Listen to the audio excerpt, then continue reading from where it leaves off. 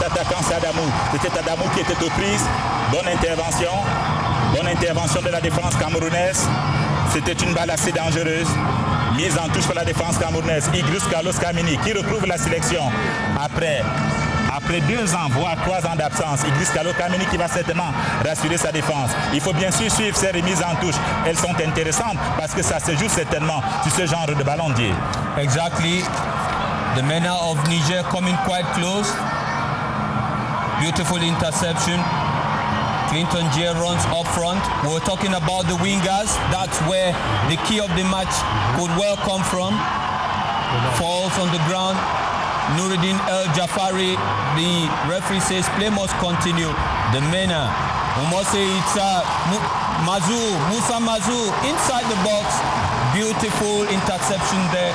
You see the authority and the command of Nicolas Nkoulou, their coach. Absolument, on n'a aucun doute sur la puissance défensive de Nicolas Nkoulou. Mais ce qu'il faut remarquer là, c'est que le ballon va d'un bout à l'autre de la surface de réparation sans aucun problème. Donc vraiment, le jeu est lancé et on aura certainement droit à une partie très engagée. Mais il faudrait que Jay Clinton, sur des occasions comme celle-là, essaye de chercher très vite l'axe. Parce que forcément, il a fait une course de 50 mètres. Dans l'axe, quelqu'un avait demandé que ces courses-là ne soient pas vaines, que ça arrive dans la surface de réparation pour qu'on puisse essayer de les exploiter.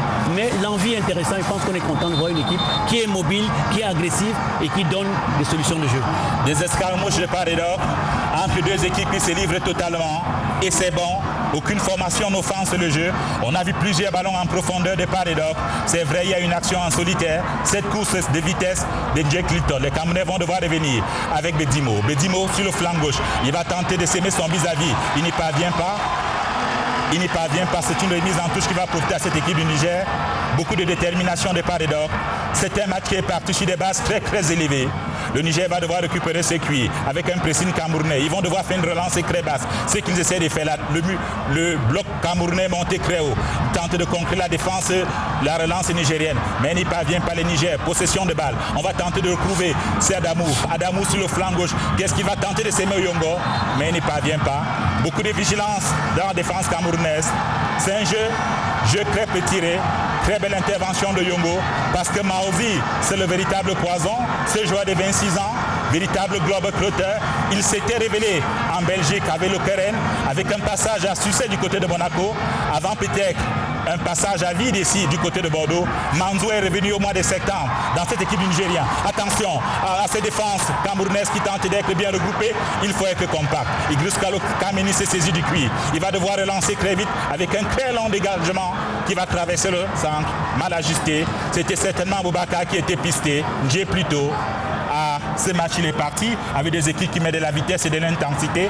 On ne s'en plaint pas, Michel. Absolument pas. C'est sûr que pendant tout le match, on ne pourra pas avoir cette intensité-là.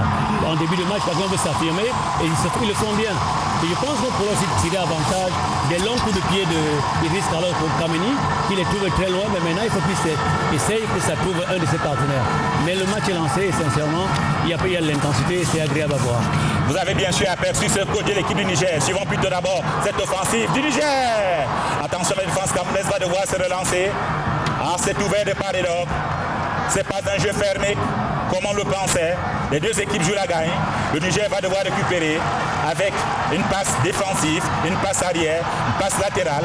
On va devoir retrouver sur le côté droit le latéral nigérien qui va tenter de relancer malencontreusement, c'est concret. Les Camerounais tentent. Attention à ces déchets dans l'encre de Jessem Dia. Dia qui va trouver Siani. Siani qui va devoir redonner latéralement au Yongo Bitolo.